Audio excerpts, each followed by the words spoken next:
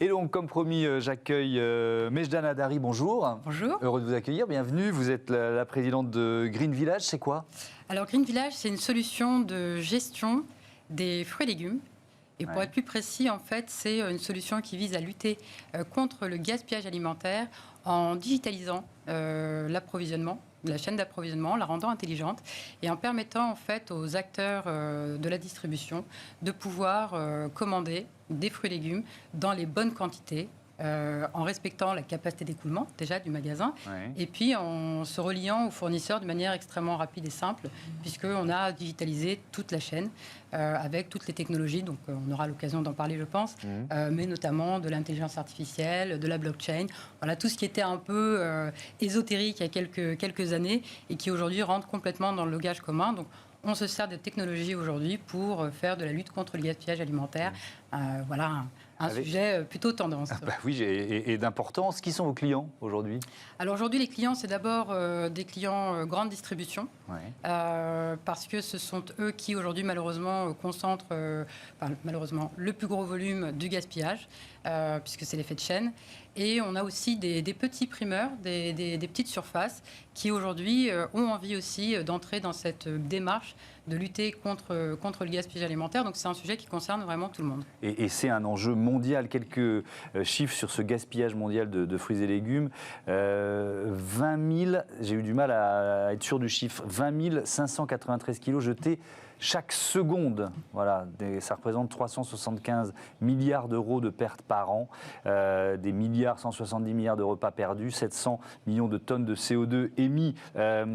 Si on est sur le gaspillage alimentaire en général, Thomas Cotinet, c'est quoi en France, par exemple? Ça représente quoi? Alors, c'est un petit peu plus de 16 milliards. Donc, effectivement, c'est le type même de politique publique sur lesquelles on a besoin d'innovations comme celle de Green Village, parce que l'enjeu est énorme. Pourquoi Green Village vous a séduit? Pourquoi ça rentre pour vous dans ce qu'est Green Tech Innovation? Alors, à chaque fois, quand on source, quand on sélectionne des innovations et des entreprises, on utilise les critères classiques de la sélection d'innovation, donc la promesse de l'innovation technologique, le business model, parfois aussi le profil des dirigeants, et on rajoute d'autres critères qui sont l'adéquation avec nos politiques publiques, avec nos objectifs d'impact. Et la particularité de Green Village, c'est qu'il fait une promesse d'impact systémique. On a tout un secteur qui est concerné, c'est toute la supply chain de l'alimentaire qui est concernée. Donc, au moment où on identifie, on sélectionne la start-up, si elle réussit, elle va permettre à une chaîne de valeur complète. On évoquait tout à l'heure des écosystèmes, elle va permettre à un écosystème complet de progresser. Mejda Nadari, pardon, c'est quoi la technologie embarquée et surtout les usages? Parce que bon, la tech, on s'y perd parfois un petit peu, mais qu'est-ce que ça change à nos usages? Alors, dans les usages, ce que ça va changer. Alors, c'est assez particulier la gestion des fruits et légumes, puisque c'est un actif pas comme les autres. Intrinsèquement, et donc c'est intéressant ce que vous disiez sur un gaspillage systémique et structurel. Un produit sur deux qui est jeté est un fruit et légume. C'est important de le rappeler. Simplement parce que la manière de le gérer aujourd'hui, comme c'est un actif pas comme les autres, il n'est pas codifié. Donc du coup, c'est beaucoup des commandes qui vont se passer au téléphone, qui vont se faire sur papier, sur macro Excel, avec malheureusement parfois plutôt des commandes qui vont se faire à l'intuition. Et on n'est pas du tout connecté avec ses interlocuteurs. Donc la technologie qu'il va y avoir aujourd'hui, c'est une application. Donc on a l'habitude maintenant d'avoir des applications, on en a tous sur nos téléphones. Donc il faut faciliter en fait l'adoption de la solution, travailler avec les métriques qu'on a aujourd'hui en tant que consommateur client final, enfin comme nous tous les jours au quotidien, et faire en sorte que ça soit une aide et non pas une contrainte. Voilà, il faut que ce soit même ludique. Aujourd'hui, passer sa commande avec Green Village, c'est assez sympa, c'est marrant, c'est sympathique. Voilà, vous avez des photos, vous avez des chats, vous avez des recommandations pour chaque unité de besoin à couvrir. Voilà, tomate, cœur de bœuf, pour ton magasin, dans 2 jours, il faut que tu commandes X kilos de fruits et légumes. Donc, la technologie, elle est complètement transparente pour le client. Il faut qu'il n'en ait pas conscience. Ça doit être hyper simple, très intuitif. On doit s'adresser à tout le monde, depuis celui qui n'a pas du tout l'habitude d'utiliser ce genre d'outils à celui qui... Mais comment vous collectez les données si le secteur au départ est un peu à la traîne? Vous voyez ce que je veux dire? Oui, non, je comprends. En fait, la réalité, c'est qu'on a quand même des historiques. C'est-à-dire le magasin n'est pas dépourvu de données.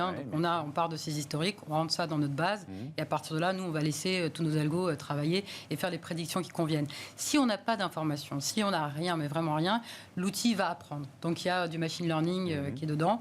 Et puis l'outil va apprendre, on fait quand même quelques paramétrages, mais au fur et à mesure que vous allez passer vos commandes, l'outil apprend et puis vous fait les propositions dans le temps. Ouais, et donc concrètement, ça permet d'éviter des surcommandes. C'est-à-dire que vous le disiez, c'était intuitif et on se retrouvait avec des tomates cœur de bœuf en trop, quoi. Tout simplement. C'est aussi basique que ça. C'est aussi simple que ça. C'est-à-dire que c'est pour ça qu'on dit qu'on lutte contre le gaspillage alimentaire à la source. C'est extrêmement difficile. Imaginez au quotidien, vous devez avant 8 h du matin commander tous les jours des centaines de références sur une offre qui en contient 600. Donc déjà, trouver la référence qui vous concerne, arriver à lire les intitulés pour quelle taille de colisage, quel prix, etc. C'est un travail vraiment titanesque. Un être humain, très sincèrement, enfin moi j'ai fait l'exercice, c'est extrêmement compliqué. Une machine, elle va vous faire un peu comme les chiffres du loto, elle va tout compiler, elle va vous dire tout de suite, ok, c'est cette référence-là à tel prix, tel colisage.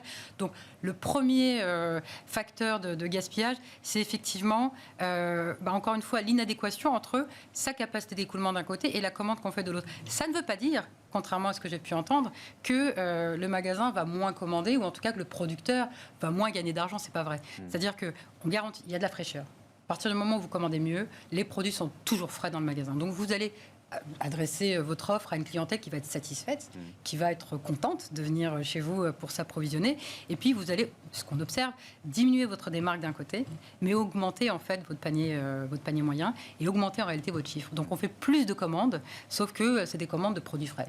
Là la différence.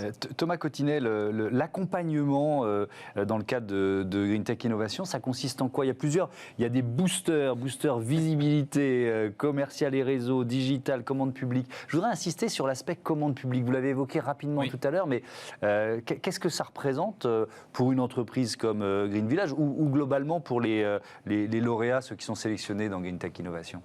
Alors c'est extrêmement important. Sur les 215 lauréats, on en a 140 qui en fait vivent directement de la commande publique. C'est-à-dire sur les différents marchés qu'on a évoqués, sur la mobilité, sur l'énergie renouvelable, sur la transformation, la valorisation des déchets par exemple, très souvent, en haut de la chaîne de valeur du marché, comme grand donneur d'ordre, nous avons des acteurs publics. Et donc les startups, les PME doivent être capables de vendre aux acteurs publics. Et en Europe, il y a un droit de la commande publique qui est très, très codifié, qui est décliné en France dans ce qu'on appelle le Code des marchés publics. C'est pas si évident que ça. C'est deux mondes qui s'ignorent un petit peu. Les acheteurs publics ont souvent été formés pour sécuriser juridiquement les marchés et parfois aussi pour acheter le moins cher possible. C'est deux facteurs qui peuvent être un peu averses à la prise de risque, averses à l'innovation. Et puis les startups, de leur côté, elles peuvent voir ça comme des démarches administratives un peu ingrates et puis un petit peu risquées, une perte de temps, alors qu'en fait, le business, derrière, passe par là, et également l'impact. Et donc voilà, donc on essaye de mieux se matcher ces deux univers. Mais c'est quoi? C'est un annuaire, en quelque sorte? Intégrer un annuaire qui doit être assez recherché, quoi. Alors, il y a plusieurs initiatives. Donc, il y a un annuaire, effectivement. Donc, on a fait un annuaire dédié, donc de l'ensemble des startups GreenTech qui ont des solutions pour les acteurs publics. Et on a aussi, ça va peut-être vous faire sourire, on a imaginé le Tour de France des donneurs d'ordre GreenTech. C'est un mot un petit peu vintage. C'est-à-dire qu'on choisit un territoire, on choisit un marché. Par exemple, en septembre, on était à Lille sur le marché du bâtiment durable, de la ville durable. Et on met en avant des success stories de startups qui ont réussi à vendre et à collaborer avec des acteurs publics. On déconstruit un petit peu tout ça, on le met en avant pour donner envie et aider à d'autres startups de faire de façon identique. Et on organise des rendez-vous d'affaires. Donc on fait en sorte que tout ça se traduise par des rencontres très concrètes. Lors du meet-up d'octobre, on a eu 2000 rendez-vous d'affaires sur 4 jours. Voilà, qu'on essaye de démultiplier et de précipiter des collaborations qui sinon n'auraient pas lieu. Mejdan Hadari, ça représente quoi pour vous d'être lauréat de GreenTech Innovation? On est très fiers et on vous remercie beaucoup pour l'honneur que vous nous faites. Alors, moi, ce qui me rassure, alors on vit une époque assez extraordinaire avec pas mal de changements et beaucoup ont été déçus en fait par la Convention climat, par tout ce qu'on doit faire.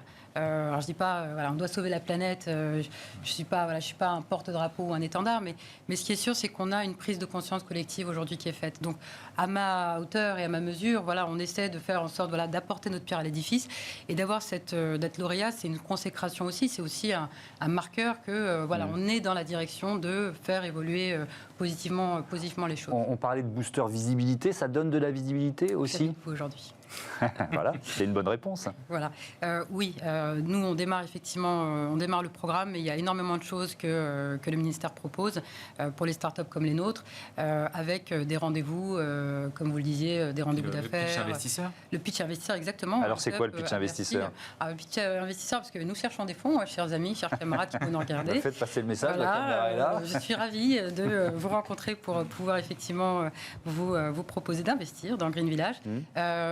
Voilà, on fait des meet-up investisseurs parce que le vrai sujet pour nous, c'est on n'est pas en train d'évangéliser un marché, on est en train de raconter qu'on peut travailler différemment et qu'on peut travailler mieux pour apporter voilà, un peu de la répartition de la valeur, enfin répartir mieux la valeur, et en particulier pour les producteurs dont on n'a pas beaucoup parlé, mais ça fait partie aussi des acteurs que l'on touche aujourd'hui. Donc c'est important, c'est une population extrêmement importante pour Green Village. L'objectif, c'est que on inverse un petit peu la tendance parce qu'on a encore un produit sur deux qu'on va sourcer à l'étranger, vous savez.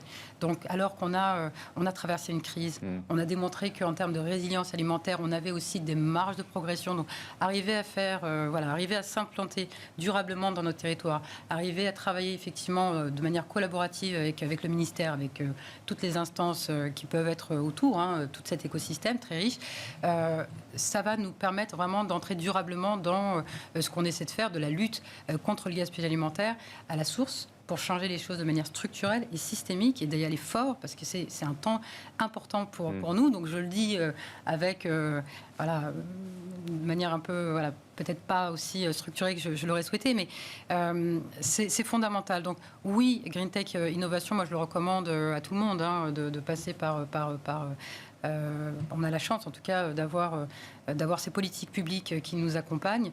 Il y a la visibilité, effectivement. Alors, c'est intéressant parce qu'il y a un appel à manifestation d'intérêt. Et justement, ça rejoint ce que vous venez de dire, qui est lancé en ce moment, c'est ça? C'est une fois par an et c'est maintenant. Il a été ouvert le 6 décembre jusqu'au 21 janvier. Donc, tout est disponible sur greentechinnovation.fr, greentechinnovation.fr. Donc, c'est le moment où nous identifions et nous sélectionnons la prochaine promotion des startups et des PME à Green Tech. Ouais, donc ça veut dire, c'est quoi? Vous allez en sélectionner plusieurs dizaines, plusieurs centaines? C'est quoi à peu près le ratio entre le nombre de propositions et la sélection? Alors c'est à peu près 1 sur 8, 1 sur 10. D'accord. Donc ça sera entre 20 et 30. Voilà, et qui sont sélectionnés sur les différentes verticales que j'évoquais, donc mobilité, bâtiment, énergie, par des jurys d'experts, et donc en accordant une importance toute particulière à l'impact généré par leur solution. Merci beaucoup, merci à tous les deux. Bon vent à Green Village et bravo encore une fois d'avoir été sélectionné. Une autre lauréate de Green Tech Innovation va nous rejoindre tout de suite. On va recycler les peintures.